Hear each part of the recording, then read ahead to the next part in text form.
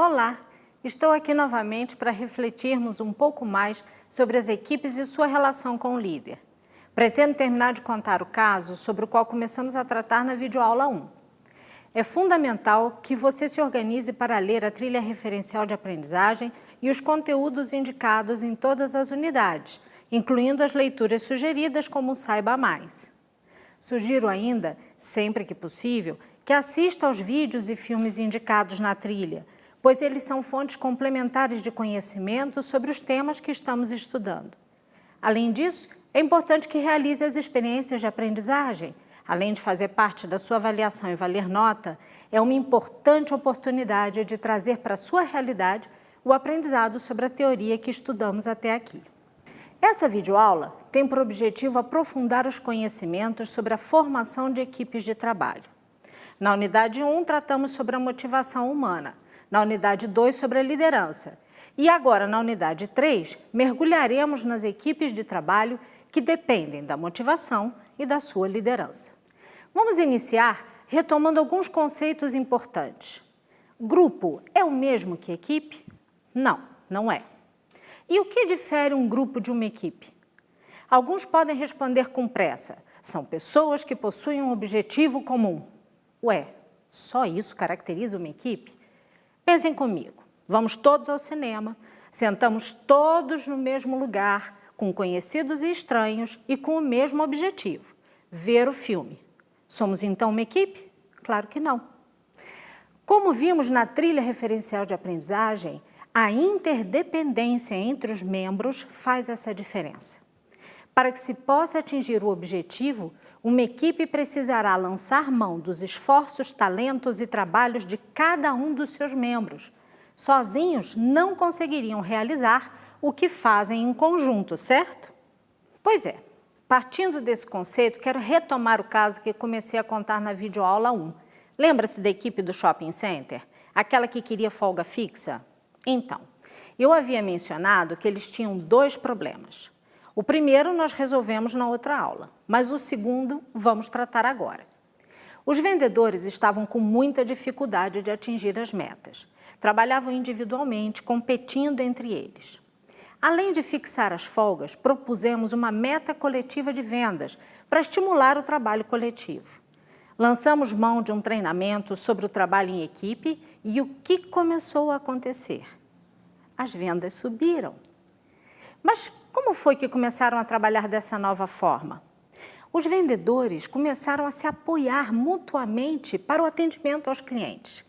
Cada um atendia na sua vez e os demais faziam o suporte. Por exemplo, alguém via com uma criança agitada.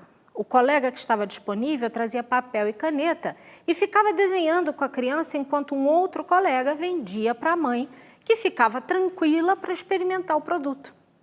Numa outra situação em que o atendimento começava a se alongar, vinha um colega e trazia água, café, às vezes até refrigerante, para que o vendedor da vez pudesse atender com calma. Ou seja, o cliente não era atendido por um vendedor, mas pela loja inteira, fazendo com que se sentisse um rei. Claro que o pessoal da teoria X do McGregor vai perguntar, mas meta coletiva não facilita para aquele que não quer trabalhar? Não havia como não trabalhar, todos estavam envolvidos com alguma atividade e o próprio grupo cobrava que uns apoiassem os outros. Veja, eu não estou defendendo aqui que tudo são flores quando se trabalha em equipe, longe disso. Há muitos conflitos entre os seus membros, o que é igualmente importante. Vamos falar um pouco sobre isso. Quando um líder busca formar uma equipe, a tendência é que procure pessoas com diferentes habilidades, pensamentos e estilos para formar um time o mais heterogêneo possível. E por que isso? Olhem essas imagens. Você está vendo que beleza de lugar? Estas são imagens de plantações de eucaliptos. Agora veja essas outras imagens da Mata Atlântica. Veja que maravilha! Quantas espécies diferentes de plantas juntas! Daí eu pergunto, em qual delas encontramos maior biodiversidade? Segundo o site do Instituto Chico Mendes de Conservação da Biodiversidade, ligado ao Ministério do Meio Ambiente, vivem no ecossistema cerca de 20 mil espécies vegetais. 261 espécies de mamíferos, 200 de répteis, 370 de anfíbios, 350 de peixes e 849 espécies de aves. Essa é uma metáfora para as equipes homogêneas e heterogêneas. Quanto maior a diversidade de pessoas, maiores são as possibilidades de criação, de inovação, que hoje são diferenciais competitivos importantes. Pessoas diferentes convivendo e, mais ainda, compartilhando trabalho, responsabilidades e decisões podem trazer conflitos. E sabe de uma coisa? Que bom! Estamos acostumados a ver o conflito apenas como algo ruim, disfuncional e pode mesmo vir a ser se não soubermos lidar com ele. Mas, por outro lado, o conflito pode ser bastante saudável para que as equipes e organizações produzam novos conhecimentos e ideias. Para Fela Moscovici, no seu livro Equipes Dão Certo, abre aspas, o conflito em si não é danoso nem patológico. É uma constante da dinâmica interpessoal reveladora do nível energético do sistema. Fecha aspas.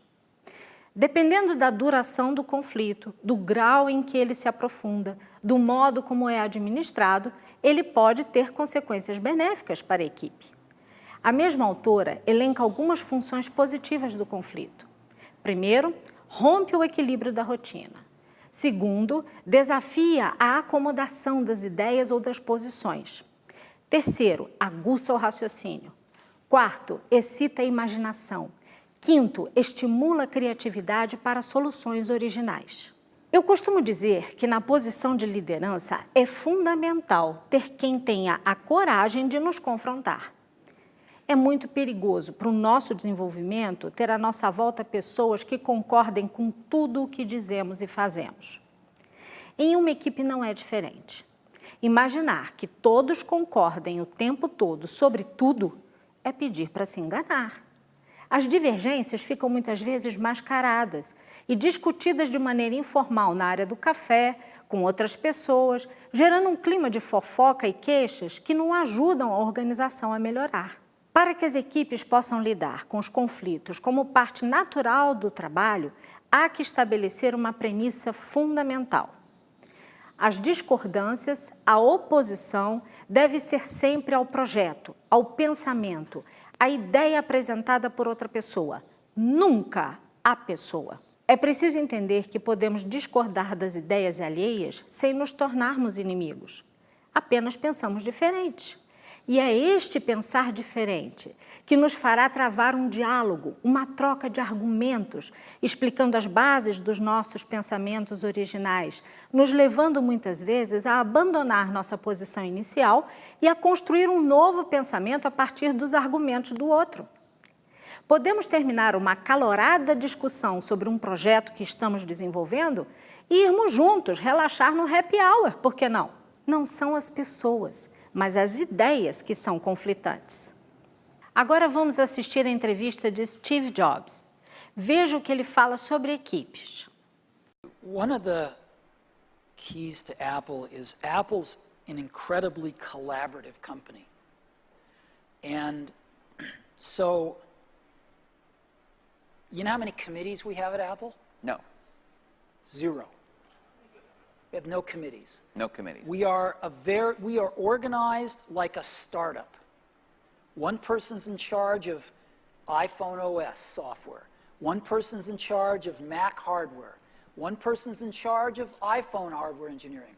Another person's in charge of worldwide marketing. Another person's in charge of operations. We're organized like a startup. We're the biggest startup on the planet. And we all meet for 3 hours once a week, and we talk about everything we're doing, the whole business.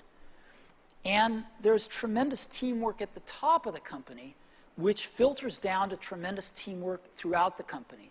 And teamwork is dependent on trusting the other folks to come through with their part without watching them all the time, but trusting that they're going to come through with their parts. And that's what we do really well. And we're great at figuring out how to divide things up into these great teams that we have and all work on the same thing, touch bases frequently, and bring it all together into a product. We do that really well. And so what I do all day is meet with teams of people and work on ideas and solve problems to make new products, to make new marketing programs, whatever it is. And are people willing to tell you you're wrong? Yeah. I mean, other than snarky journalists. I mean, people that work for you. Oh, yeah. No, we have wonderful arguments. And do you win them all? Or? Oh, no, I wish I did. No, see, you can't. If you want to hire great people and have them stay working for you, you have to let them make a lot of decisions, and you have to be run by ideas, not hierarchy. The best ideas have to win. So, otherwise, good people don't stay. But you must be more than a facilitator who runs meetings. You obviously contribute your own ideas. I contribute ideas, sure. Well, why would I be there if I didn't? Viram como ele estimula o trabalho em equipe? Como entende que as divergências são parte natural do trabalho? Reparou também que na Apple eles estimulam equipes autogerenciadas? Ele foi muito claro ao dizer que não possuem supervisores, que contam que cada membro fará o seu trabalho com responsabilidade e dedicação. Isso está intimamente ligado a algumas teorias de liderança que nós tratamos. Ele apresenta claramente uma visão coerente com a teoria Y, visto que acredita que as pessoas buscam por responsabilidades e querem trabalhar. Para terminar, fica uma sugestão de filme para uma sessão pipoca. Sugerimos que assista Apollo 13. Por quê? Há um exemplo extraordinário de trabalho em equipe naquele filme. Toda a equipe da NASA em terra se desdobrando para encontrar uma solução de um problema. E errar não era uma opção válida. Espero ter podido ampliar um pouco mais a discussão sobre equipes. Faça a sua experiência de aprendizagem considerando o que leu, tudo o que falamos aqui e suas experiências pessoais. Obrigada pela sua atenção e até a próxima.